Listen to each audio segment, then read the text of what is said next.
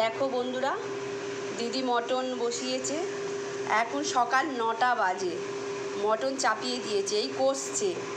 জামাইবাবু কাল মানে অষ্টমীর দিনকেই 2 ঘন্টা লাইনে দাঁড়িয়েই মটনটা এনেছে, নাহলে আজকে সকালে গেলে অনেক লাইন পড়তো, তাহলে 12টা 1টা বেজে যেত। দিদি আমার হাজব্যান্ডের জন্য, মেয়ের জন্যে পাঠাবে বলে সকাল 9টার মধ্যে চাপিয়ে দিয়েছে তাড়াতাড়ি। দেখো কিরম মানে কালারটা এসছে। দিদি মটনটা খুব ভালো করে। আর এই যে আলুটা পরে দেবে, নাহলে তো আলুটা গলে যাবে। আর এই যে চর্বি দেখো বন্ধুরা, দেখো নবমীর মেনু। তখন তো দেখাচ্ছিলাম দিদি যখন কষছিল, আর এখন খেতে বসে পড়লাম। ঠিক আছে বন্ধুরা, টাটা।